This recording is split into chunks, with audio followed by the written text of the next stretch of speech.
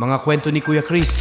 Kung bago ka pa lang dito sa aking channel, baka pwede mong pindutin yung follow o subscribe button para updated ka sa mga susunod kong upload. Maraming salamat at simulan na natin ang kwento. Si Mang Kulas at ang mga aswang. Madilim ang kalangitan habang nasa harap si Kulas ng puntod ng kanyang ama. Nakangiti ngunit baka sa mukha nito ang pagkamis sa kanyang ama. Huwag ka mag-alala, Tay. Ipagiganti ko kayo. Uubusin ko lahat ng aswang dito sa Pilipinas. Pangako yan. Wika ni Kulas sa puntod ng kanyang ama na maraming taon nang patay. Namatay ang kanyang ama dahil sa pagsalakay ng mga aswang noon. Bata pa lamang si Kulas noong mga panahon na yon. Wala siyang nagawa nung pagtulungan ng mga aswang ang albularyo niyang tatay. Sa pagpatak ng ulan, sakalang naisipan ni Kulas na umalis ng sementeryo. Umuwi na siya sa kanila. Pagpasok niya sa kanyang bahay ay sinalubong kagad siya ng kanyang alagang aso. Yun lamang ang nag-iisa niyang kasama sa bahay. "Oh, anong ginawa mo maghapon?" tanong ni Kulas sa kanyang aso. Tumahol ang kanyang aso na maraming beses. "Ikaw, Brownie, hindi ako nakikipagbiruan, ha?" Hinapluspahan ni Kulas ang kanyang aso. Pero tumahol lang ulit ang asong si Brownie. Nagtaka si Kulas. Batid niyang kapag ganon ng kanyang alaga ay nagsasabi yun ng totoo. Bukod sa pagiging albularyo, kaya niya rin umunawa ng lingwahe ng mga aso. Bata pa lamang siya ay may kakayanan siyang ganon. Kinuha ni Kulas ang kanyang kulay pulang payong. Isinukbit niya yon sa kanyang likuran at lumabas ng bahay. "Oo na, Brownie. Tumahimik ka na. Naniniwala na ako sa sinasabi mo. Patay sa akin yung aswang na yan," sabi ni Kulas. Sinabi kasi sa kanya ng aso na may napadpad daw na aswang sa may sagingan. May 20 metro lang ang layo nun sa kanila. Nilakad yun ni Kulas papunta doon. Malayo pa lang ay tanaw na niya ang isang babaeng tila may kung anong ginagawa. Nang makalapit si Kulas, ay naabutan niya ang babae na nagpapahid ng langis sa bewang. Napailing si Kulas at bumuntong hininga. "Huwag mo na ipahid yung langis sa katawan mo. Ako nang bahalang maghati ng bewang mo." Pagkasabing yun ni Kulas, nanlisik ang mata ng babae. Nasa aktong lulusob ito sa kanya, pero mabilis na hinugot ni Kulas ang hawakan ng payong. Mula roon ay nakuha niya ang kanyang armas na minana pa niya sa kanyang ama. Mabilis na hinugupit ni Kulas ng samurai ang aswang na yon. Walang ano-ano ay agad na bumagsak sa lupa ang babae. "Sinasabi ko naman sa inyo hindi ko kayo bubuhayin sa oras na ako makaharap ninyo," wika ni Kulas. Dinukot niya naman ang kanyang posporo. Binuhusan niya ng gas ang aswang na patay. Habang pinapanood niyang lumiliyab ang aswang, ay nagsindi rin siya ng sigarilyo. Ganun kadali para kay Kulas ang pumatay ng aswang. Hindi man lang siya pinagpawisan. Walang kahit na anong kaba o takot ang naramdaman niya. Nang masigurong naabo na ang katawan ng babae, itinusok na rin ni Kulas ang samurai sa hawakan ng payong. Walang ganang umuwi ng bahay si Kulas. Sa pintuan ay kumakawag pa ang buntot ni Brownie. Masaya ang aso dahil sa ginawa niyang pagpaslang sa aswang. "Brownie, kailangan kong pumunta sa Aklan. May nakapag-tip sa akin na may isang baryo doon na may mga aswang daw Paano? Maiwan ka muna rito. Hindi kita pwedeng isama ron dahil delikado ka. Ano, ayos lang ba sa'yo?" tanong ni Kulas sa aso. Tumahol ang aso ng 2 beses. Hinimas ni Kulas ang aso sa ulo. "Huwag ka mag-alala. Pagbalik ko, marami akong karning dala para sa'yo. Karni ng baboy hindi karni ng aso," pagbibiro ni Kulas. Dumating ang araw ng pag-alis ni Kulas. Iniwan na muna niya si Brownie sa pangangalaga ng kanyang kaibigan, si Mang Tasyo. Nang makarating na siya sa Aklan, nanibago siya sa paligid. 6:00 pa lang, wala nang katao-tao sa labas. Kung meron man, mangilan-ngilan lang. "Pagtsagaan mo na itong kwartong ito. Totally, mura lang naman ang bigay ko sa'yo. Ayos na ba ito sa'yo? Baka maarte ka." Tanong na matandang may-ari ng paupahan. "Ayos na ho ito sa akin. Maraming salamat to. Sabi ni Kulas sa matanda. Siya nga pala. Tawagin mo na lang akong Lola Imam. Kapag may kailangan ka sa akin, maglakad ka lang ng ilang hakbang sa kabilang bahay. Naroroon ako. Tumango lang si Kulas at saka umalis na rin ang matanda. Isasarado na sana niya ang pinto nang biglang may sumitsit sa kanya. Pagtingin niya, may tao pala sa katabi niyang pinto. Isang binata. Sa palagay ni Kulas ay nasa edad 19 o 20 na yon. Bago ka? Tanong ng binatilyo. Oo, bakit? Seryoso niyang sabi. Ano ka? Espiritista? Albularyo? Manghihilot? Mandurukot? Tanong ng binatilyo sa kanya na labis na nakapukaw ng atensyon ni Kulas. Ano sa tingin mo? Pabalik na sagot ni Kulas. Pakiramdam ko, albularyo ka.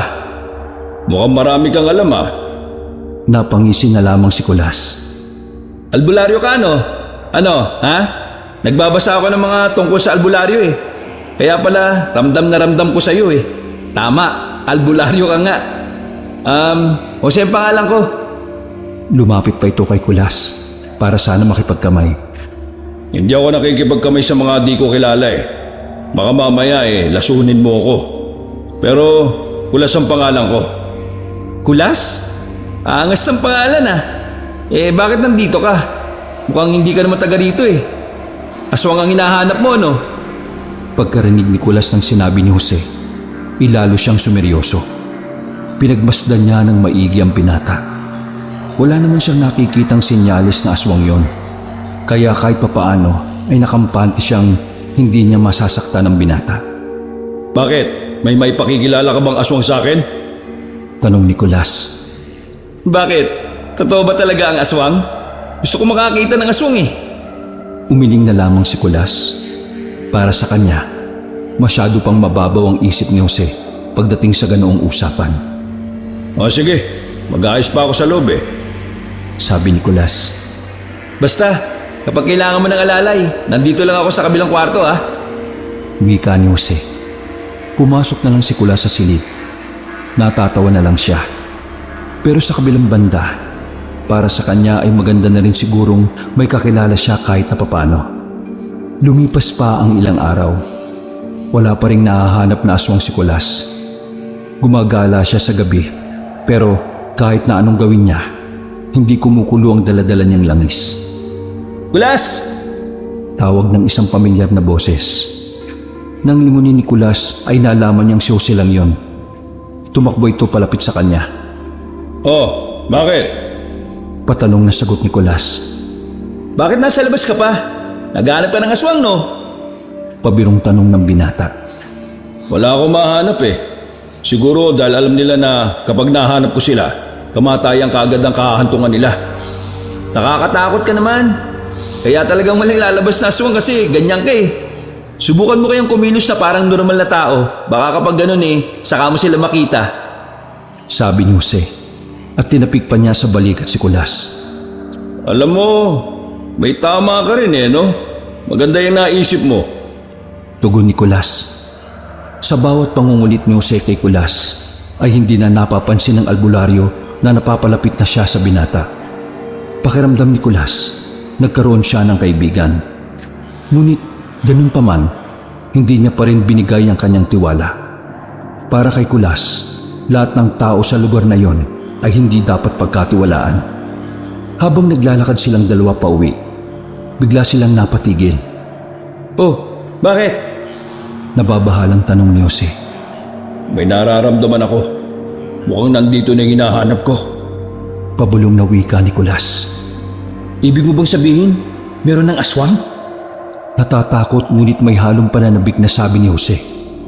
Hindi na nagsalita pa si Kulas. Pinagilid niya si Jose. Nakakarinig na sila ng mga kaluskos sa paligid. Agad na hinuwakan ni Kulas ang kanyang payong na nasa likuran. Dahan-dahan siyang lumapit sa mga halamanan. Bigla niyang hinawi ang mga sanga, pero wala naman siyang nakitang kakaiba. Ano? May aswang? Tanong ni Jose. Nadismaya si Kulas. Wala. Baka mga bayawak lang o kaya dagang bukid na nagtatakbuhan. Wika ni Kulas, sabay nagkibit balikat na lamang. Naglakad na lamang silang dalawa paalis. Maraming kwento ang lumabas sa bibig ni Jose bago sila makarating ng paupahan. Maraming salamat sa oras, kaibigan. Nakangiting wika ni Jose nang nasa tapat na sila ng kanya-kanya nilang pinto.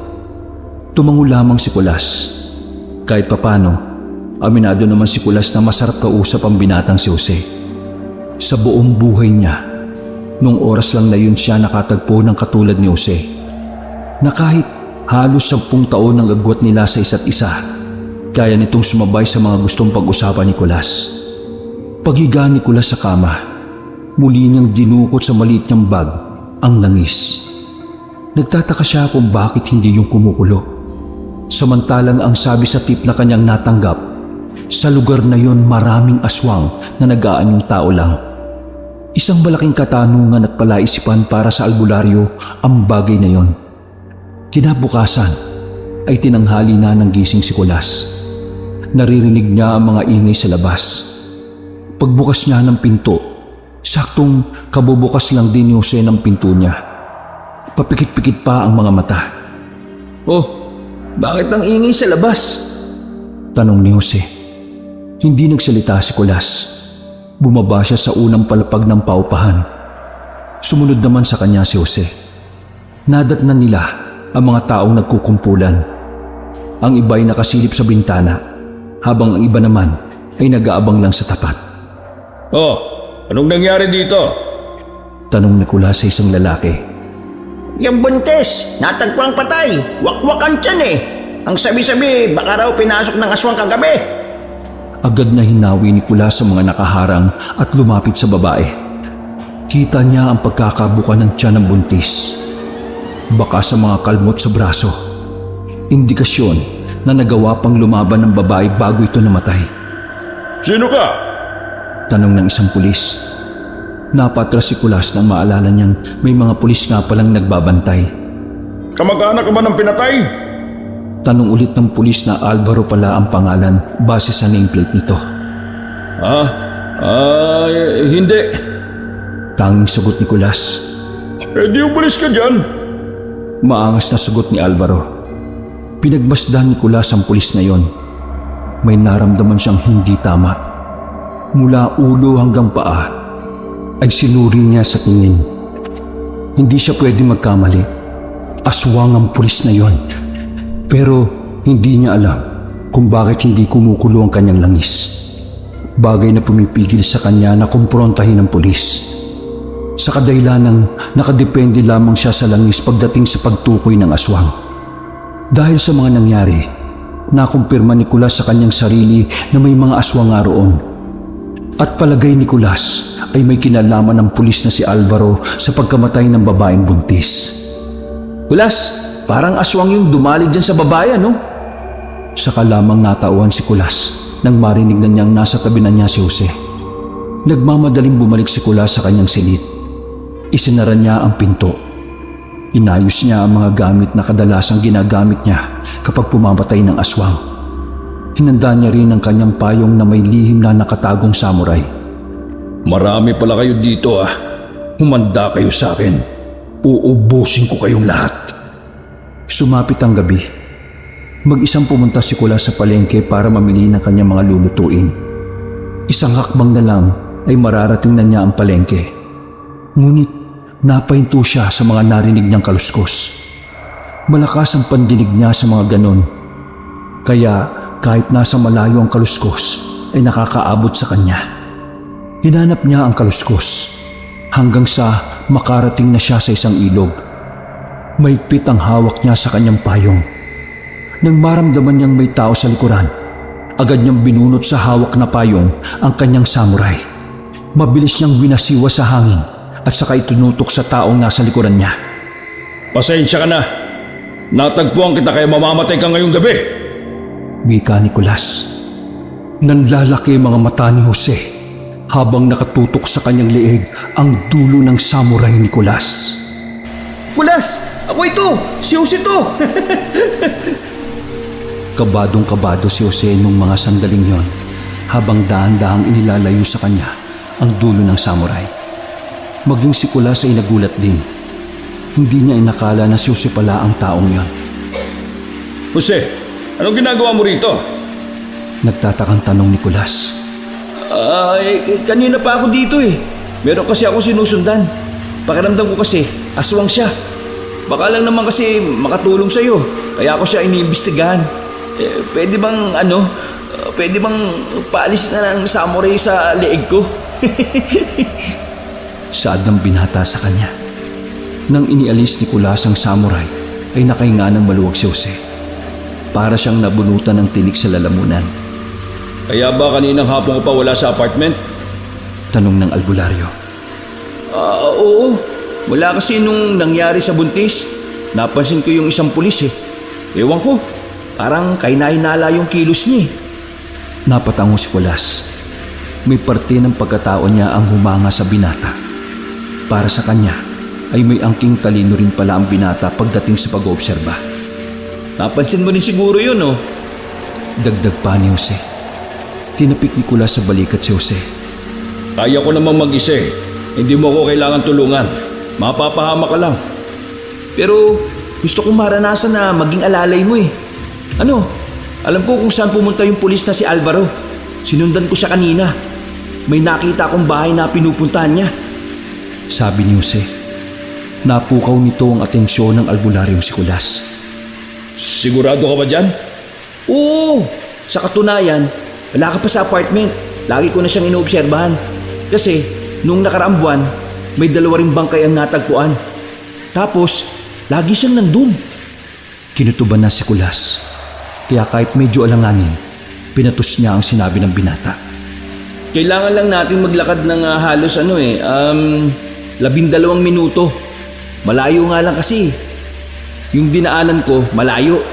Di ako pwedeng dumaan sa mas malapit. Mas madali ako makikita dun eh. Paliwanag ni Jose. Kung saan mas ligtas, dun tayo. Sagot naman ni Kulas. Tahimik lang silang naglalakad sa masukal na daan. Puro halamanan. At nakaharang na sangalang ang nadaanan nila. Inoobserbahan naman ni Kulas sa mga kilos ni Jose. Pakiramdam niya, may alam talaga ang binata sa mga aswang. Pero naiisip niya rin na malabong albularyo din si Jose. Dahil masyadong lampa at malambot ang binata para sa ganon. Kulas, matanong ko lang, bakit lagi kang may dalang payong? Hindi naman umuulan. Marami din namang bituin sa kalangitan ngayon. Napapaisip na tanong ni Jose. Nagdadala ako ng payong para maging handa sa lahat ng oras. Kasi hindi natin alam kung kailan uulan. Lalo na't may pagkatraidor ang panahon. Kahit gaano kaganda ang araw at gabi, minsan bigla na lang umuulan, hindi ba? Napasang-ayon sa kanya si Jose. Matapos nun, ay binalot na sila ng katahimikan. Malayo na ang kanilang nilakad. Nakakaramdam na ng pagkainhip si Kulas sa mga sandaling yon. Kapag mga ganong lakaran kasi na malayo, umiikli lang ang pasensya ni Kulas. Lagpas na tayo ng 12 minuto ah. Niloloko mo ba ako? Huminto si Kulas at tumindig sa harapan ng binata. Ha? Hindi kita niloloko, no?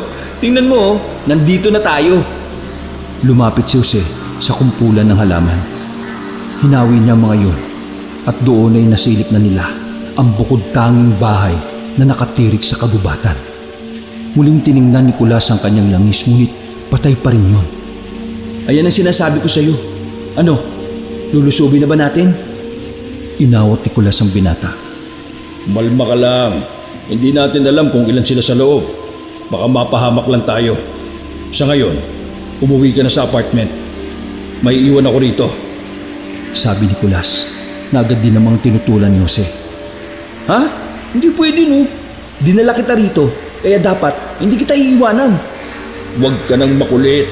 Mapapahamak ka lang kapag nagkaroon ng gulo. Tandaan mo, hindi tao ang kalaban ko rito. Aswang ang tutugisin ko at hindi tao. Naintindihan mo ako? Pero, sige na, umalis ka na muna. Magkukwento na lang ako sa iyo pagbalik ko.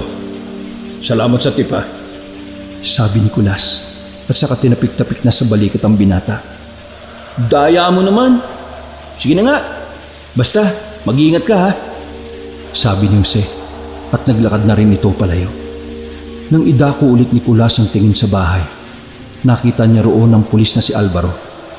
Sinasabi ko na nga ba isa ring aswang tong gago na to Sa kakabantay ni Kulas doon, inabot na siya ng 3:00 ng madaling araw.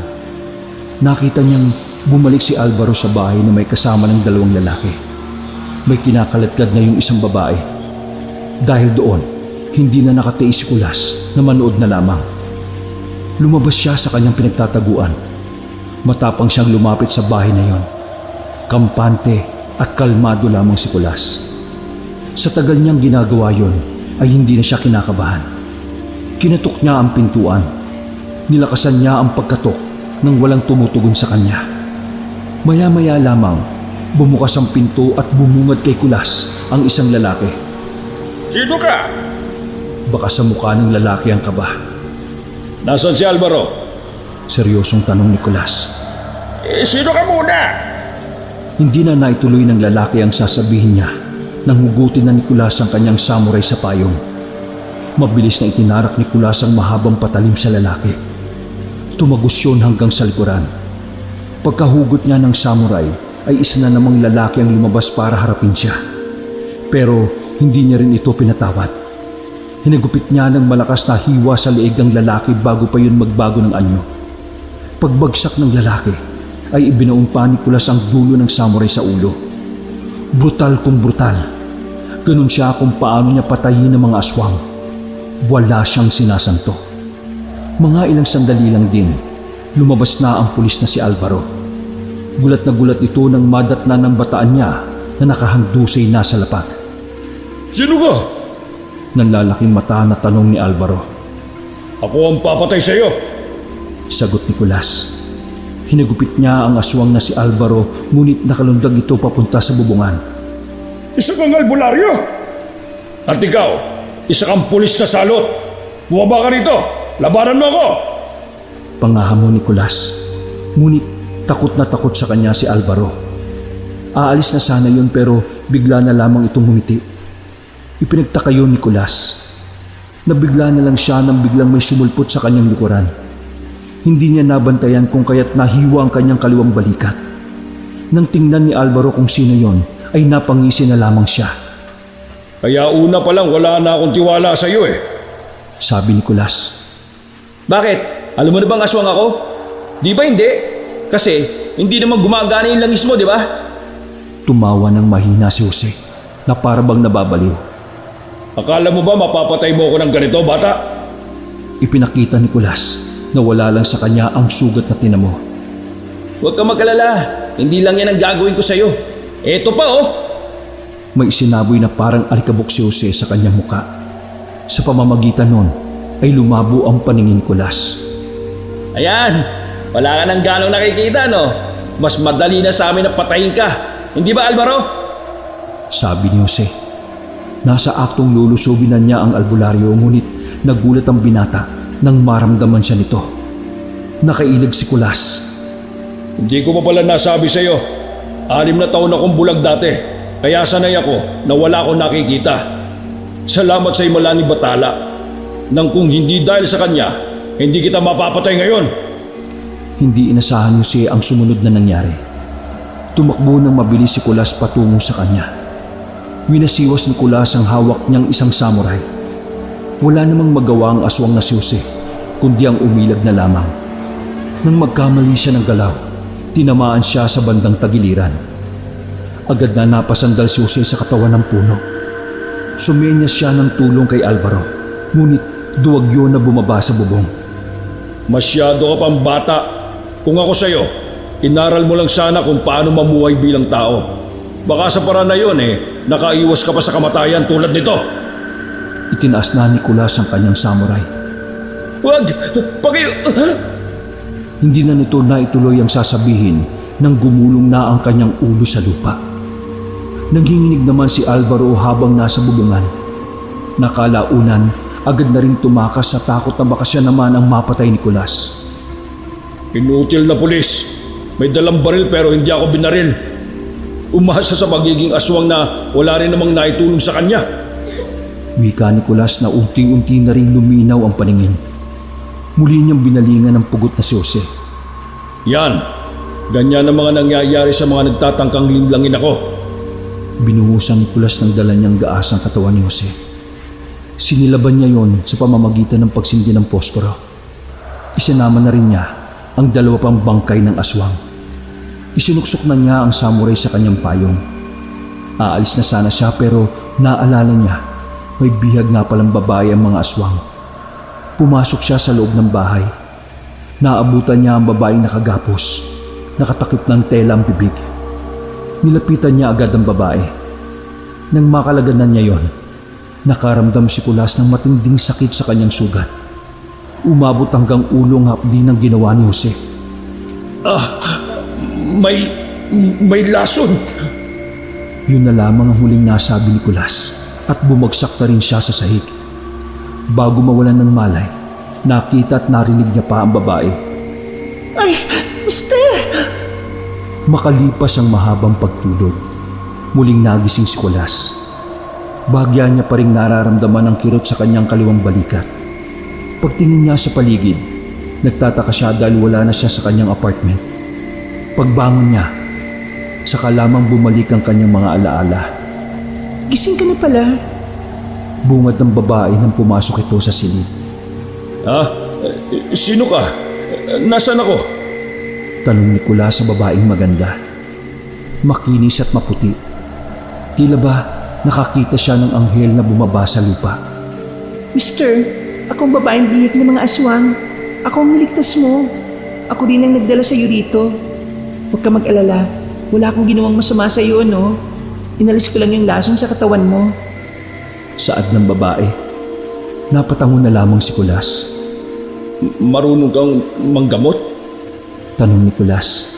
Oo, pero kaunti lang. Minana ko lang din ito sa lola ko na matay na kamakailan lang. Bumuntong hininga si Kulas. Bakit ka ba nila binihag? Tanong niya sa babae. Napatigil ang babae sa pagpipiga ng bimpo. Gusto nila akong ikasal sa anak ng amo nila. Alam mo na aswang silang lahat? Tanong ni Kulas. Hindi. Saka ko lang nalaman nung hinarap nila ako sa anak ng amo nila. Tumakas ako. Tapos nahuli nila ako. Yun na yung pagkakataon na dinala nila ako sa bahay na yun. Di marami pa sila? Marami sila. Para silang angkan eh. Napalunok ng laway si Kulas sa kanyang nalaman. May tuturo mo ba sa akin kung nasaan sila? Umiling ang babae. Hindi ko na maalala eh. Basta isang araw, hinabot lang nila ako sa palengke. Tapos nilagyan nila ako ng piring. Nalaman ko na lang na nasa isang gubot na kami na may malaking bahay. Kahit nakalis ako doon, hindi ko matandaan kung ano yung dinaanan ko dahil sa takot eh. Saad ng babae. Bagyang nadismaya si Kulas nung mga sandaling yun. Pero ganun pa man, hinayaan na lamang muna niya. Mas inisip niya sa mga sandaling yun ang kanyang sarili. Kailangan niya munang gumaling. Dahil sa lagay niyang yun, alam niya sa kanyang sarili na alanganin siya sa laban. Pero dasan tayo? Tanong ni Kulas. Hindi ko rin alam eh. Basta nadaanan ko lang din itong bahay na ito habang inaakay kita paalis. Sagot ng babae. Kailangan na natin umalis. Mukhang bahay din ito ng aswang eh. Kahit masakit pa ang kanyang sugat, ay bumangon na siya. Kinuha niya ang kanyang mga gamit. Mister, pwede bang sumama ako sa iyo? Wala na akong pamilya eh. Kinuha nila. Wala na akong matutuluyan. Sabi ng babae. Bumuntong hininga na lamang si Kulas. Hindi niya alam kung tama bang isama niya ang babae sa kanyang apartment. Hindi pwede. Taliwa sa unang naging desisyon ni Kulas ang nangyari nang umuwi siya ng apartment. Kasama na kasi niya ang babae na kanyang nailigtas. Pinagtitinginin nga sila ng iba pang mga tao na kanilang nadaraanan. Sinalubong siya ng matandang may-ari ng apartment na si Imam. Pinagmasdan ng matanda ang babae mula ulo hanggang paa. Hinilasaglit na matanda si Kulas at kinausap. Sino ang babaeng yan? Asawa mo ba yan? Pabulong na tanong ng matanda. Nilingon nilang dalawa ang babae na nahihiyang nakatayo sa gilid ng hagdan. Mahabang kwento, Manang. Basta, kinuha yan mula sa mga taong gusto siyang pagsamantalahan. Kung may idadagdag akong bayad, ayos lang. Wika ni Kulas. Wala naman akong problema sa ibabayad mo kasi alam kong galante ka. Ang iniisip ko, saan yan titira? Wala naman bakating kwarto dito. Sabi ng matanda. Ngayon may bakante na, wala na si... Napatigil si Kulas nang maalala niya ang ginawa niya kay Jose. Napailing siya. Hindi maaaring malaman ng iba ang tungkol sa nangyaring labanan. Napahawak si Kulas sa kanyang balikat. Buti na lamang ay nakatago yon, kaya walang makakaalam sa nangyari. Sino ka mo? Si Jose, wala na. Nagtaka matanda. Si Jose? Yung binata? Wala na? Bakit? Anong nangyari? Tanong ni Imam. Ewan ko. Sabi niya sa akin wala na raw siyang mababayad sa susunod na buwan. Pagdadahilan na lamang ni Kulas. Nako, yan talagang batang yan, mautak. 3 buwan na ang utang niya sa akin tapos umalis pa. Diyos ko naman, no? Karmahin sana. Konsumido ang matanda. Bigla tuloy nagsisi si Kulas na sana hindi na lang gano'n ang naisip niyang palusot. Umalis na rin ang matanda matapos nilang pag-usapan ng pagtira ng babae sa apartment. Nilapitan na rin ni Kulas ang babae na tila hindi mapalagay sa lugar na kanilang kinalalagyan. Pasensya ka na sa abala. Huwag ka na magsalita. Titira ka sa katabi ng kwarto ko. Ako na magbabayad ng upa. Kapag may pera ka na, bayaran mo na lang ako. Sabi ni Kulas. Ganun ba? Oo, pero siyempre, para makasiguro kung babayaran mo ko, dapat alam ko ang pangalan mo sa tuwing sisingiling kita. Nagtaas ng kilay si Kulas. Napansin naman niya na tila nahihiya ang babae. Celeste ang pangalan ko. Sagot ng babae. Inilihad niya ang kanyang kamay para sana formal na makipagkilala. Kaso, nauna nang maglakad si Kulas paakyat ng hagdanan. Sumunod ka sa akin. Sabi ng albularyo. Hinatid ni Kulas si Celeste sa magiging kwarto nito. Naroon pa nga ang ilang kagamitan ni Jose. Sinabihan na lang niya ang babae na huwag gagalawin yon. Maraming salamat ha. Tatanungin kong utang na loob sa iyo ang pagtulong mo. Nakangiting wika ng babae. Maligo ka na. Gamitin mo na lang muna kung anong damit ang makikita mo dyan. At salamat sa paggagamot mo sa akin. Sabi ni Kulas at naglakad na rin ito papasok sa kanyang silid. Inihiga kagad ni Kulas ang kanyang sarili sa kama. Paulit-ulit siyang umiiling. Nakikipagtalo siya sa kanyang sarili kung bakit siya pumayag na isama si Celeste. Nababahala siya na baka maging pabigat lamang ang babae sa mga gusto niyang gawin. Basta, bahala na siya sa buhay niya. Basta binigyan ko siya ng matitirhan. Bulong na lamang ni Kulas. 4 na araw ang nakalipas. Hindi na napigilan ni Kulas ang kanyang sarili na sulyapan ng babae. Habang tumatagal, mas lalo siyang nagkakaroon ng pakialam kay Celeste. Hindi niya matukoy kung bakit. Basta pakiramdam ni Kulas, kargo niya pa rin ang babae. Pakiramdam niya, kasalanan niya kung sakaling may mangyayaring hindi maganda kay Celeste. Habang nasa bintana, pinagmamasdan ni Kulas si Celeste habang naglalaba. Pero napalingon siya sa gilid nang mapansin ng ibang kalalakihan na nakatingin din sa babae. Loko to mga to manyakis kung makatingin Bulong niya sa sarili. Kapansin-pansin naman kasi ang babaeng si Celeste. Kahit na nakasuot yun ng panglalaki, nangingibabaw pa rin ang kaputian at kagandahan nito. Hinayaan na lamang ni Kulas yun. Katwiran niya sa kanyang sarili, hindi naman niya pagmamiari ang babae. Lumipas ang ilang oras at sumapit na naman ang gabi. Maagang natulog si Celeste habang si Kulas naman ay naghahanda sa kanyang lakad. Maghahanap siya ng aswang na mapapatay. Tahimik na ang paligid nang lumabas ng bahay si Kulas. Aalis na sana siya, ngunit natanaw niya na mayroong pusang itim na sumilip sa bintana ni Celeste. Naalarma agad ang albularyong si Kulas. Hindi man nakulo ang kanyang langis, batid niyang aswang yon. Sinitsita ni Kulas ang pusang yon Tumingin sa kanya at halos 1 minutong nakipagtitigan. Nang mapansin ng pusa na may dala siyang payong, agad na tumakbo ang pusa paalis ng apartment. Hinabol naman kaagad yun ni Nicolas. Nakarating sila sa kalye na wala nang gaanong dumaraan. Sira din ang ilaw ng poste kaya medyo may kadiliman. Sumuot ang pusa sa halamanan. Paglabas nito ay isa na yung lalaki na humutubad. Bakit mo sinisilip ang babaeng yon? Tanong ni Nicolas. Tumawa ang lalaki. Bakit? Nag-aalala ka ba para sa kanya? Alam mo, wala akong panahon para makipag-usap sa'yo. Paano ba gusto mamatay? Sabi mo sa akin para alam ko kung anong gagawin ko. Sabi ni Nicolas na may halong angas ang boses. Ako? Papatayin mo? Sige nga! Pangahamon sa kanya ng lalaki.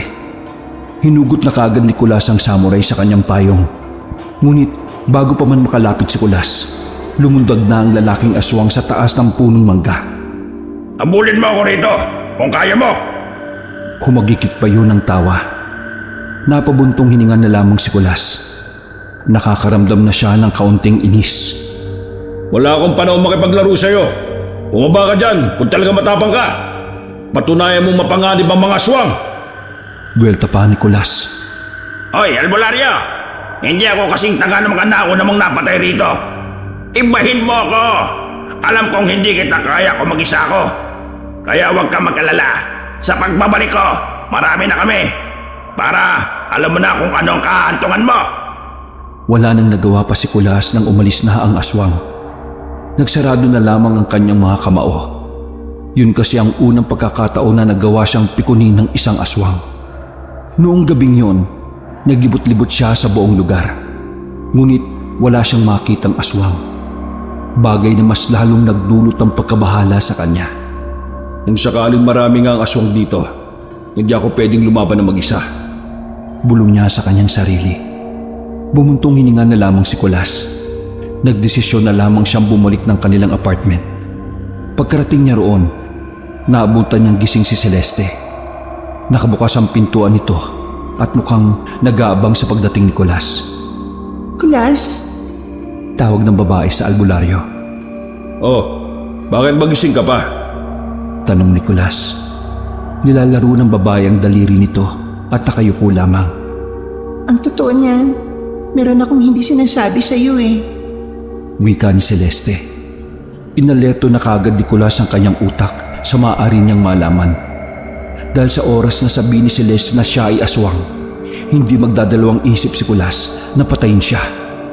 Kahit pa unti-unti na siyang nahuhulog sa babae. Ano? Sabihin mo. Kasi may alam akong lugar kung saan may mga aswang. Pumasok na sa loob ng silid si Nicolas at tinuwakan sa magkabilang balikat si Celeste. Sabihin mo. Saan ko sila matatagpuan? Pero delikado eh. Marami sila sa bahay na yon. Baka hindi mo kayanin mag-isa. Sabi ni Celeste na bakas ang pag-aalala sa mukha nito. Wala akong pakialam kung ilan sila. Basta ang gusto ko, mapatay silang lahat. Kung mamamatay man ako, isasama ko silang lahat sa hukay. Baka sa tinig ni Nicolas ang matinding galit. Sa mga puntong yon, nabuhay na naman sa kalooban ng albularyo ang pagpatay na nangyari sa kanyang ama. Ituturo ko sa isang kondisyon. Anong kondisyon? Huminga ng malalim si Celeste. Gusto kong sumama. Gusto kong makita kung paano sila mamatay. Dahil ayaw ko sa kanila. Kinabumuhian ko sila. Nakita na lamang ni Nicolas ang luhang pumatak sa mata ng babae. Dahil doon, pumayag siya sa kondisyon na gusto ni Celeste. Sige, bukas ng gabi, maganda ka na. Sabi ni Nicolas. Bukas ng gabi bago ang kabilugan ng buwan. Dapat makarating na tayo roon. Dahil sigurado akong mahirapan na tayo kapag bumilog na ang buwan. Malalakas na sila sa ganong oras eh. Nagtaka si Nicolas sa sinabi ni Celeste. Para sa isang babaeng lalampa-lampa, napapaisip si Nicolas kung bakit alam niya yon. Saan mo naman naalaman yan tungkol sa kabilugan ng buwan? Tanong ni Nicolas na nagpabago ng reaksyon sa mukha ni Celeste. Nicolas, matagal akong bihag ng mga aswang. Ilang kabilugan na ang nasaksiyan ko, nakasama sila. Pagdadahilan ng babae. Napatango na lamang si Kulas ng mga sandaling yon. Pagsapit ng umaga, maagang nagising si Kulas dahil sa narinig niyang katok sa pintuan. Nang buksan niya yon, bumungad si Celeste na nakangiti. May hawak na mangkok at may lamang lugaw. Ako ang gumawa niyan. Kumain ka. Sabi ng babae sa kanya. Sa unang pagkakataon, nakaramdam ng kakaiba si Kulas sa kanyang kalooban. Tila bigla siyang kinabahan. Kaba na dulot ng tuwa at pananabik. Tila may paru-paro sa kanyang tiyan. Para sa akin? Paniniguro ni Kulas. Oo, para sa'yo. Ikaw lang naman siguro ang kulas sa apartment na ito, hindi ba? Tugon ng babae. Kinuha ni Kulas ang mangkok. Bago isara ni Celeste ang kanyang pintuan, nginitian pa siya nito na labis na nagpakabog ng dibdib ni Kulas. Inilapag niya ang mangkok sa lamesa. Humawak siya sa kanyang dibdib habang nanlalaki ang mga mata. Ano ba ito? Bakit ang lakas ng tibok ng puso ko? Naknanto ko naman oh. Hindi pwede. Bawal. Wag. Sabi na lamang niya sa kanyang sarili. Sa mga sandaling yon, ay hindi na may tatanggi ni Kulas ang nararamdaman para kay Celeste. Hindi niya alam kung kailan yun nagsimula. Basta ang alam niya lang, nag-aalala na siya sa mga sandaling wala sa paningin niya ang babae. Dumaan ng ilang oras, naihanda na rin nila ang kanilang mga dadalhin. Nagdala sila ng 2 galon na gaas. Ayon sa kanilang plano, bago pa maging kabilugan ng buwan, kailangan nilang silaban ng buong bahay. Nang sa ganon, ay sama-samang mamatay ang mga naroroon. Ikaw, kapag may nangyaring hindi maganda sa'yo, wala akong pananagutan ha? Sabi ni Kulas habang naglalakad sila sa gubat. Oo naman. Kagustuhan ko rin naman ito eh. Isa pa, kailangan kita para mawala silang lahat sa buhay ko. Sabi ni Celeste. Sa buhay mo? Ang ibig ko sabihin, ayaw ko nang may aswang na humahabol sa akin para lang ikasal ako sa isa pang aswang. Mabuti ng malinaw no? Baka mamaya niyan aswang ka rin pala. Anong gagawin mo kapag aswang ako? Tanong ni Celeste. Sumenyas lang si Kulas. Nagigilitan siya ng leeg at pareho silang natawa. Alam ko namang hindi ka aswang kasi mararamdaman ko yon. Sabi ni Kulas.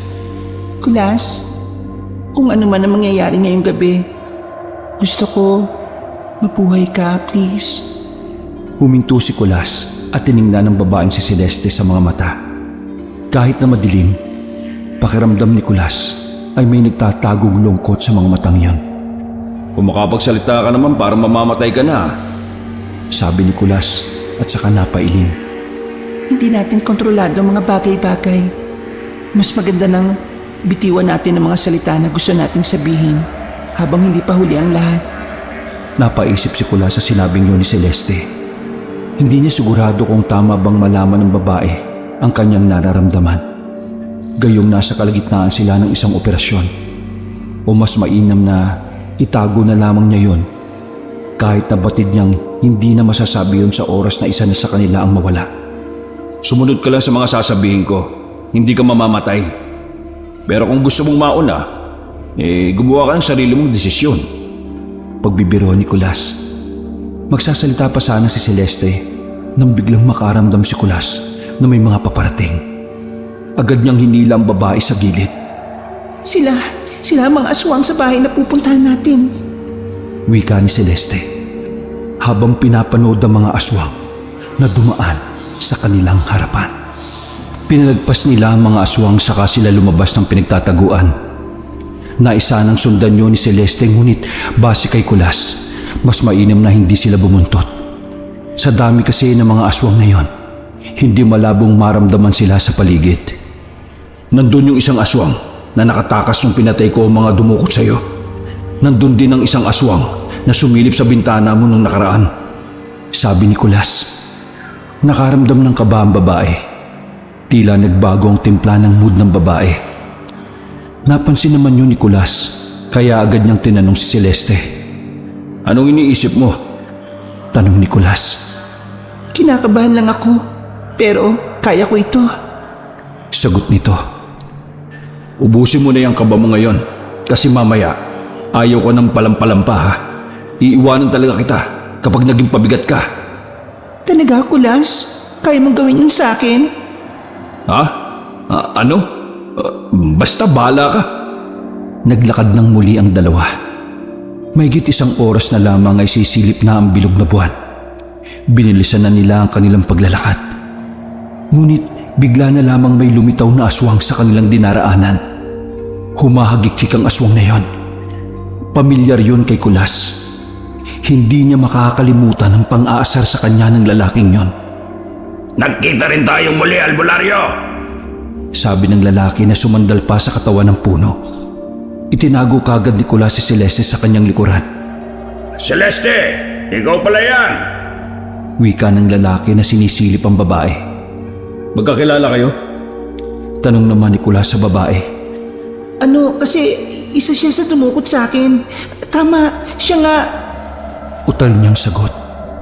Tumawa ng malakas ang lalaki. Para yung nababaliw.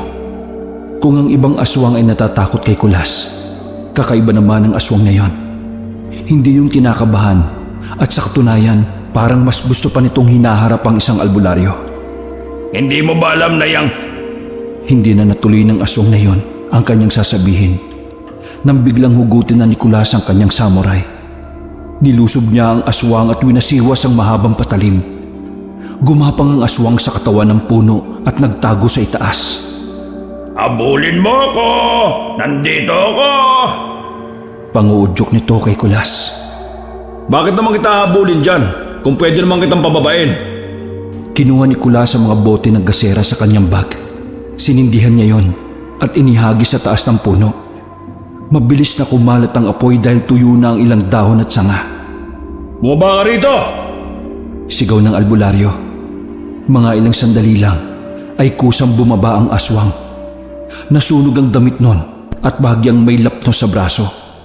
Tumingin ulit ang aswang sa kinaroroonan ni Celeste.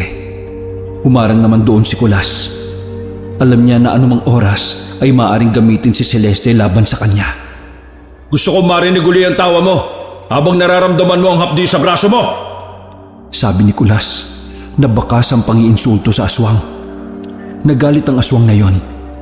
Nagpadala sa emosyon ng lalaki at parang asong nagwala. Nilusob nito si Kulas. Nakailang kalmot ang aswang sa albularyo. Pero kahit na anong mangyari, sadyang mas mautak si Kulas kaysa sa aswang na nilalamon na ng galit. Nagawang makatsyempo si Kulas. Nahagupit niya ng samurai ang hita ng aswang. Dahilan para mapaluhod ang isang tuhod nito sa lupa. Wala bang aswang na malalakas at magagaling sa patayan? Nakakabagot ang kalaban eh. Wika ni Kulas. Sabay itinutok ang kahabaan ng samurai sa leeg ng lalaki. Tumingala ang lalaki. Nagtaka si Kulas nang makita niyang ngumiti yun sa kanya. Lumabas na kayo! Sigaw ng lalaki. Naalarma si Kulas kung kaya't napatras siya. Agad niyang nilapitan si Celeste para protektahan ito. Nagsalubong ang kilay ni Kulas nang makita namang tumatawa ang aswang. Naisada naman kita! Pangaasar nito kay Kulas dahil wala namang lumabas na ibang aswang. Tumakbo ang aswang palayo. Kulas, habulin mo siya. Makakapagsumbong pa yun. Wika ni Celeste. Ngunit paano ka? Kaya ko ng sarili ko. Dito ka lang Celeste ah. Huwag kang aalis. Agad na tumakbo si Kulas para habulin ang nakatakas na aswang. Dahil paika-ika na ang aswang na yon, hindi kaagad yun nakalayo. Naabutan yun ni Kulas. Tinaga niya ito sa likuran dahilan para masubsob yun sa lupa. Masyado ka lang palang madaldal eh.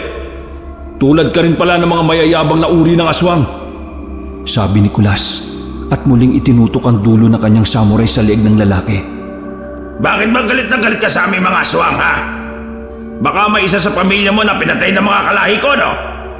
Halos uutal-utal na wika ng aswang. Lalong nakaramdam ng gigil si Kulas noong mga pagkakataong yon.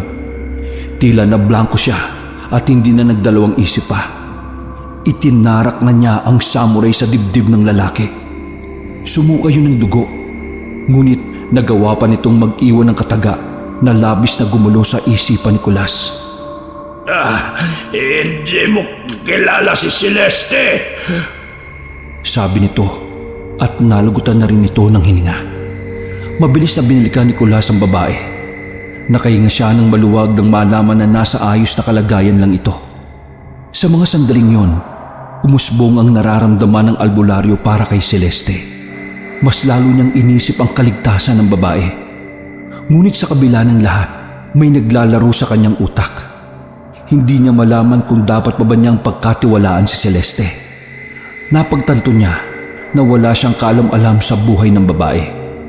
Ganun pa man, mas nangingibabaw pa rin ang kanyang nararamdaman. May kaunting pagdududa, ngunit hindi niya pa rin kayang iwan ang kauna-unahang babae na nagpatibok ng kanyang puso. Nasaktan ka ba? Nag-aalalang tanong ni Celeste. Wala to. Malit lang to. Sanay na ako sa ganito. Seryosong sagot ni Kulas. Magpahinga ka muna. Magpahinga muna tayo. Gagamutin ko ang mga sugat mo. Hindi na tayo pwedeng magsayang ng oras, Celeste. Kalahating oras na lang at magkakabilugan na ng buwan. Sabay silang tumingala sa kalangitan. Nakita nila na kaunting parte na lang ng buwan ang kulang para tuluyan na yung bumilog. Nagpatuloy na sila sa paglalakad. Makalipas lang ang 10 minuto, narating na nila ang sinasabing bahay. Sa mga oras na ito, nagsisimula na sila mag-orasyon. Ibig sabihin, lahat sila nasa loob na. Pagkakataon na natin yon para magbuhos ng gas sa palibot ng bahay. Ako sa kaliwa, ikaw sa kanan. Sa loob lang ng 1 minuto dapat tapos na tayo sa pagbuhos. Magkikita tayo sa likod ng bahay. Doon na rin tayo dadaan kapag nasindihan na natin to. Naintindihan mo ba ako? Tanong ni Kulas sa babae. Tumango lang sa kanya si Celeste. Wala silang sinayang na oras. Habang abala ang mga aswang sa loob ng malaki ngunit kahoy na bahay, palihim na lumapit doon ang dalawa. Maingat ang mga kilos nila at bawat takbang. Anumang ingay na kanilang magawa, maaring marinig ng mga aswang sa loob. Base kasi kay Kulas, malalakas din ang pandinig ng mga aswang bago magkabilugan ng buwan. Mag-iingat ka ha. Kahit na anong mangyari, dapat hindi ka marinig ng mga aswang sa loob. Pabulong na wika ni Kulas. Nagiwalay na sila ng landas tulad ng kanilang napagkasunduan.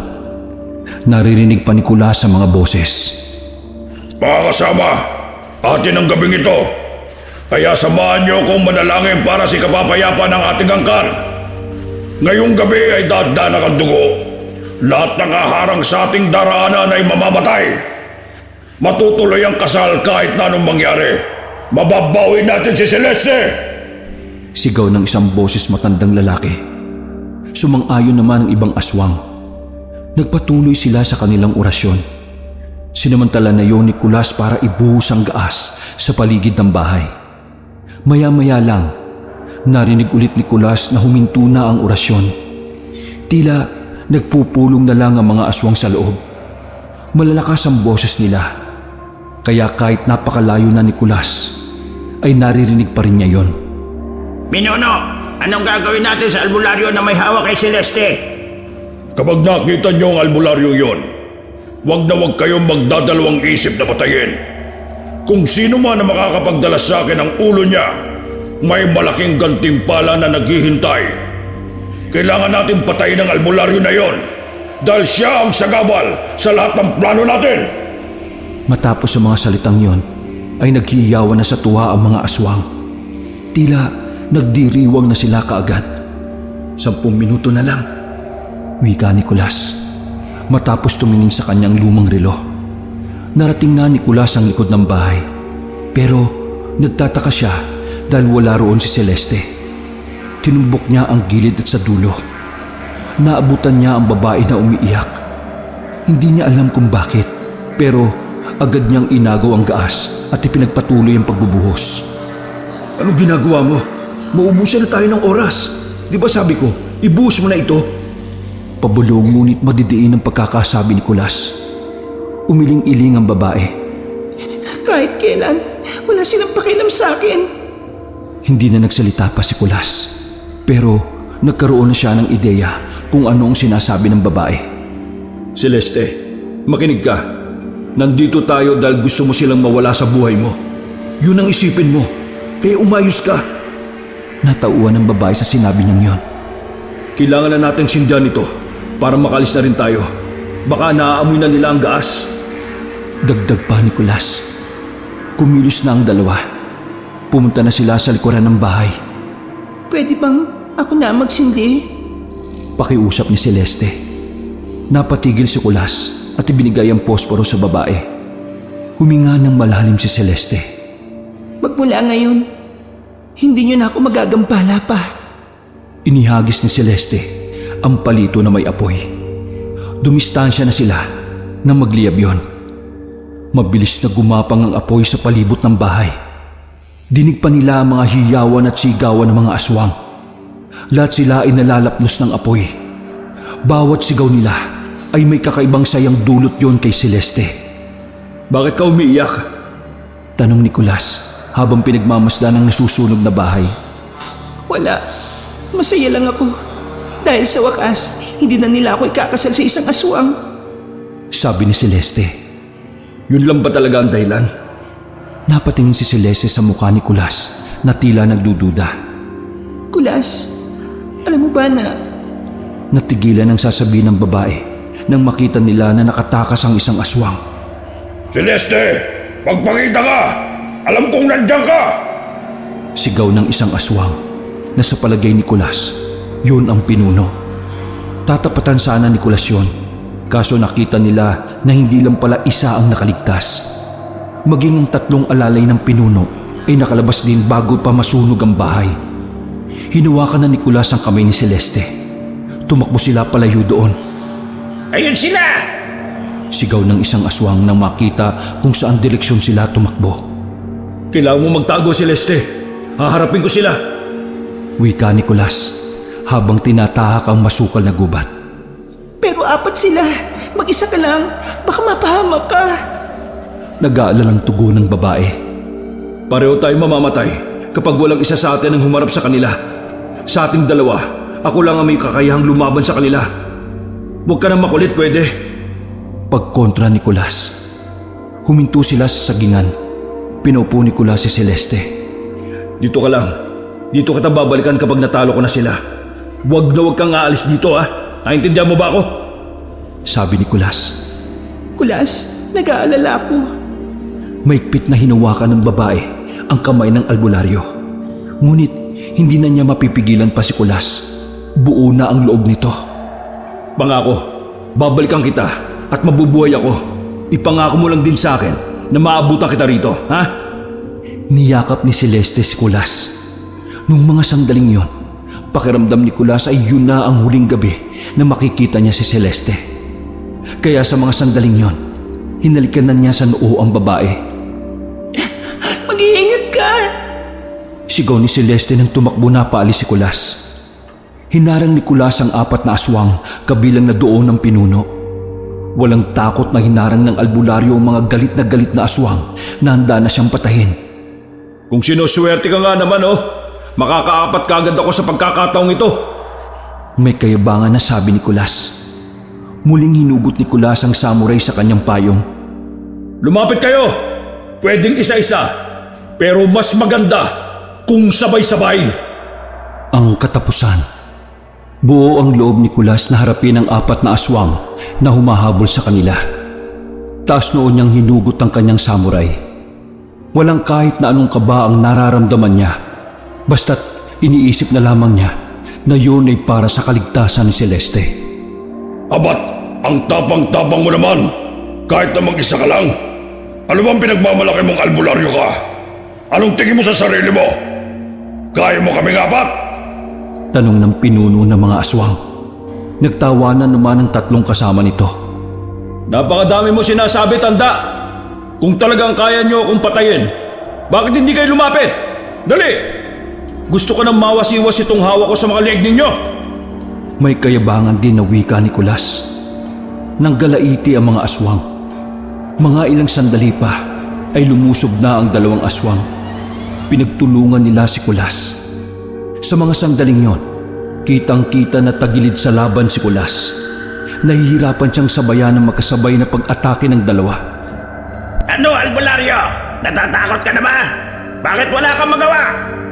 Iilag ka lang, ha? Pangiinsulto ng isang aswang. Wala namang kayang gawin yan eh! Mamamatay na yan!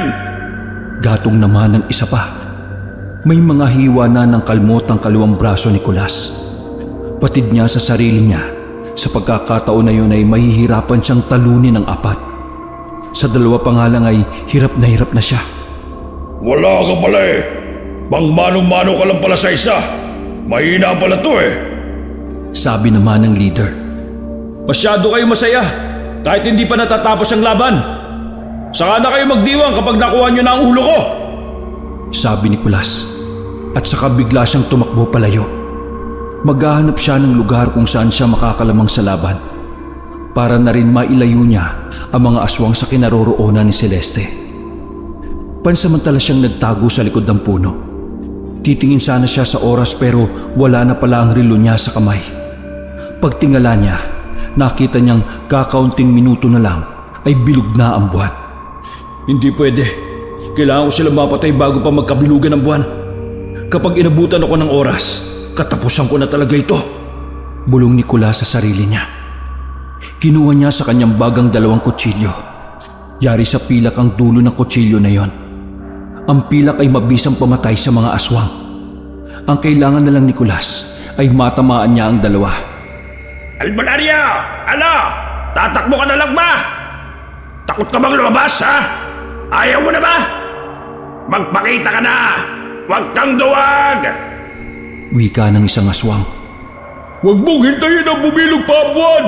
Kasi kapag nangyari yon, sa gubat na ito ka na ililibing! Dagdag din pa ng isa. Dahan-dahang gumapang si Kulas palapit. Nakahanda na ang dalawang kutsilyo. Nang ilang metro na lang ang kanilang pagitan. Saka siya nagpakita. Ako ba hinahanap nyo? Tanong ni Kulas. Sabay na lumingon sa kanya ang dalawang aswang. Sinamantala na yun ni Kulas. Binato niya ng kutsilyo ang dalawa. Parehong tinamaan yun sa dibdib. Masyado kasi kayong maraming sinasabi. Nakalimutan nyo na gumamit ng utak. Pero kung sa bagay, bakit ka naman gagamit ng utak? Kung una sa lahat, wala naman kayo nun. Pangiinsulto ni Kulas. Walang iya kang albularyo ka! Anong klaseng kutsilyo ito? Ah! Ibinabad sa pilak ang dulo ng kutsilyong yan. Mabisang pamatay sa mga salot na katulad ninyo. Paliwanag niya. Wisit ka talaga!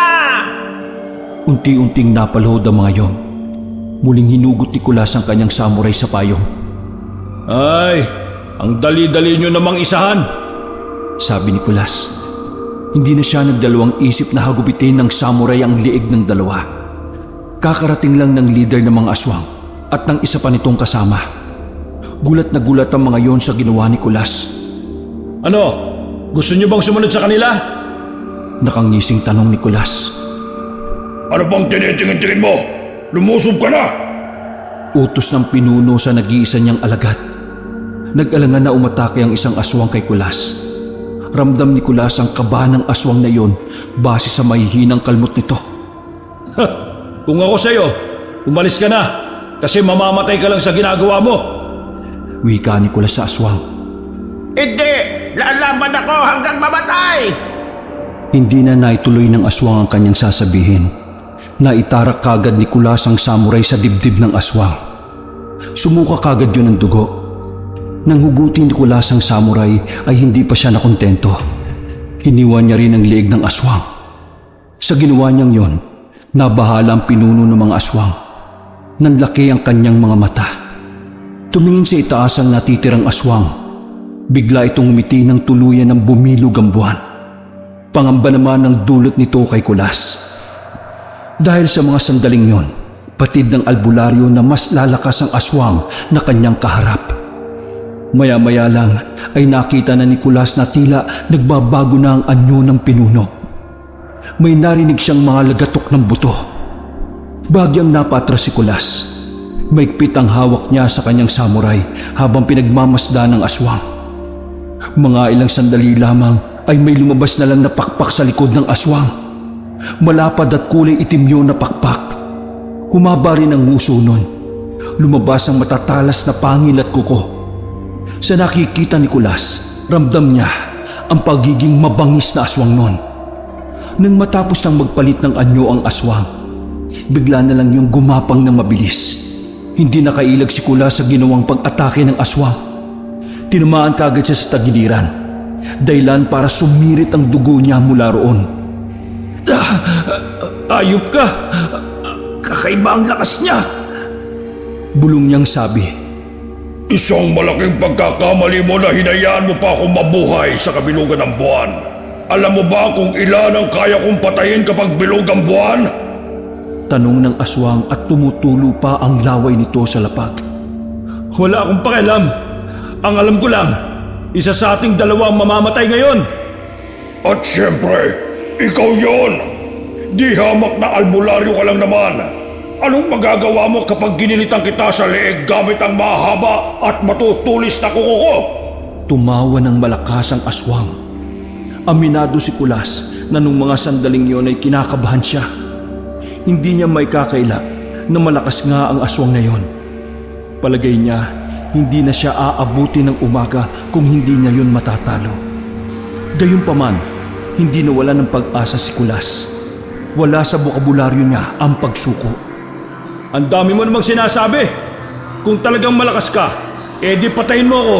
Para kang puwet ng manok putak ng putak. Nainsulto ang aswang sa kanya, kung kaya't hindi na ito nagdalawang isip pa. Mabilis itong gumapang at lumundag kay Kulas. Agad namang kinuha ni Kulas ang isang tali ng bawang. Hinagis niya sa mukha ng aswang. Nalapnos ng bagya ang mukha kaya mas lalo yung nagalit sa kanya. Ang tapang mong sirain ang mukha ko! Wika ng aswang sabay lusob ulit. Matagal nang sira ang mukha mo. Sagot naman ni Kulas nang makaiwas ito sa pag-atake. Ngunit habang tumatagal, pabagal na ng pabagal ang kilos ni Kulas. Magkahalong pagod na rin at tapdi ang nararamdaman niya dahil sa kanyang mga sugat. Ano? Hanggang ilag at takbo ka na lang ba? Wala ka na bang ibubuga? Tumatawang sabi ng aswang.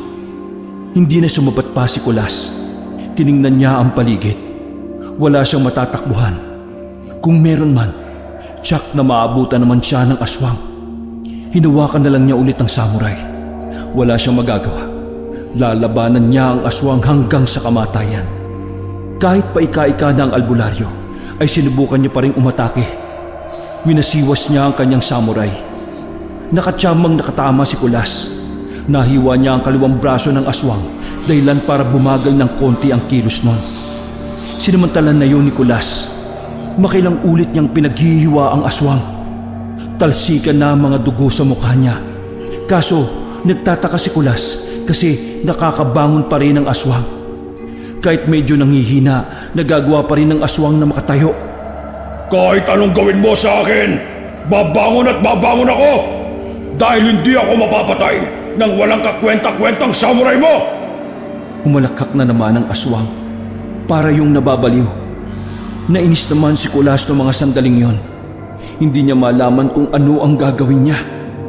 Nasaksak na rin niya ng kutsilyo na may pilak ang aswang, ngunit nakakabangon pa rin ang aswang. Hanggang mamayang alas 5 pa ng madaling araw ang kabilugan ng buwan.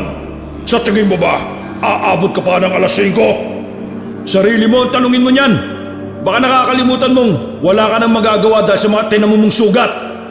Sabi ni Kulas. Pero sa halip na mabahala ang aswang, nagawa pa nitong tumawa. Bakit ka tumatawa? Baliw ka na ba? Inis na tanong ni Kulas. Isa kang ang albularyo, pero wala ka pa rin talagang alam tungkol sa mga aswang. Bakit? Anong ibig mong sabihin? Pinilit tumayo ng diretsyo ng aswang at saka siya sinagot. Tuwing kabilugan ng buwan, para kaming mga pusa, mahirap kaming mamatay. Higit pa doon, may kakayahan kaming makapagpalit ulit ng anyo. Sa pangalawang anyo namin, doon kami mas malakas. Hindi mo ba alam yon? Paliwanag ng aswang sa kanya. Ikinabigla naman yun ni Kulas. Matagal na siyang albularyo ngunit hindi niya yun kailanman nalaman. Napalunok ng laway si Kulas. Sa mga sandaling yun, tila ba unti-unti na siyang nawawala ng pag-asa. Ang tanging naisip ni Kulas na paraan para mabuhay ay tumakas at balikan ang babaeng minamahal. Ngunit huli na ang lahat. Unti-unti na namang nagpalit ng anyo ang aswang. Sa pagkakataong yon, mas malaki na ang katawan. Tila naging maskulado na. Halimaw na talaga ang itsura. Nakakatakot ang mga mata nitong kulay pula na tila umiilaw sa dilim. Wala nang nagawa si Kulas nang sakalin siya ng halimaw. Itinaas siya ng halimaw sa ere. Pakiramdam ni Kulas, madudurog na ang leeg niya. Kaunting-kaunti na lang at malalagutan na siya ng hininga. Nanlabo na ang kanyang mga paningin. Hanggang sa nagulat na lang si Kulas nang may dumating. Nabitiwan siya ng aswang dahil sa isang taong umatake. Pagtingin ni Kulas, nakita na lang niya si Celeste na nasa harapan ng aswang. Hawak-hawak na ng babae ang puso ng aswang. Patawarin mo ako, Papa. Pero mali ang ginagawa ninyo. Sabi ni Celeste. Papa, nagtatakang wika ni Kulas. Lumigon naman sa kanya ng saglit ang babae. Paano mong nagawa sa akin ito? Nauutal na wika ng aswang. Kalaunan ay bumagsak na rin yun sa labag. Tumayo si Kulas at nilapitan si Celeste. Nakatingin ng albularyo sa kanang kamay ng babae kung saan naroon ang puso ng aswang. Celeste?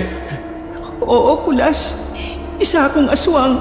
Nilihim ko sa iyo na isa akong aswang. Ginamit kita para pigilan ang gustong mangyari sa akin ng angkan ko na magpakasal sa ibang aswang. Isa akong aswang, Kulas. Napapailing si Kulas nung mga sandaling yun. Celeste, una pa lang, naramdaman ko na may kakaiba sa'yo. Pero wala akong pakialam. Mahal na kasi kita, Celeste. Kahit na ano ka pa. Pero sabi mo kinamumuhian mo ang lahat ng aswang dahil aswang ang pumatay sa tatay mo. Paano mo natiis na mahalin ako kung lahi namin ang... Pero hindi ka masama. Nararamdaman ko yon, Celeste. Sabi mo nga sa akin, hindi mo ba ako mahal? Natahimik si Celeste sa tanong na yon. Sumabay ang malamig na hangin sa katahimikan. Mahal kita, Kulas. Pero... Natigil sa pagsasalita si Celeste nang bigla itong nakaramdam ng init ng katawan. Anong nangyayari sa'yo, Celeste? Tanong ni Kulas.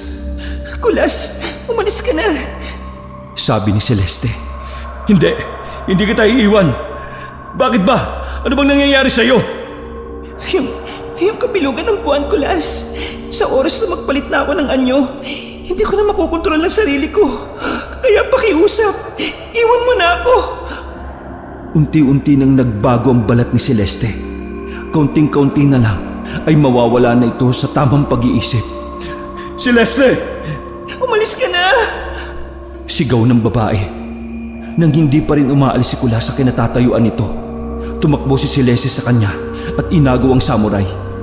Itinarak nito sa sariling katawan ang samurai na naging dahilan sa pagsuka niya ng dugo. Celeste! Naudlot ang pagpapalit ng anyo ni Celeste. Sinalo ni Kulas ang pagtumba ng dalaga. Celeste! Wag! Bakit mo yung ginawa? Kulas, ayaw ko mabuhay bilang aswang. Higit sa lahat, gusto kitang protektahan. Sabi ni Celeste na umubo na rin ng dugo. Hindi mo naman kailangan gawin yun eh. Albularyo ko. Kaya kitang tulungan. Bakit naman ganito, Celeste? Bakit?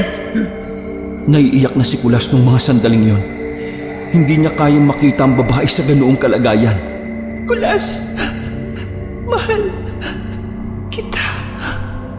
Yun na ang huling mga salitang narinig ni Kulas mula sa babae. Pagkatapos nun ay tuluyan nang naputol ang lahat. Kasabay ng pagluha ay bumuhos din ng malakas na ulan. Tila nakikiramay ang kalangitan sa pagkawala ng pinakamamahal niyang babae. Makalipas ang isang taon, tuluyan ang naging alaala ang lahat para kay Kulas. Mula nang mamatay si Celeste, hindi na niya ginamit pa kahit kailan ang kanyang samurai. ibinaon na lang niya yon sa lupa.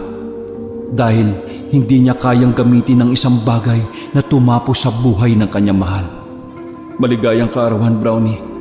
Sayang, hindi mo naabutan ng nanay mo. Pero palagay ko, ginagabayan pa rin niya tayo.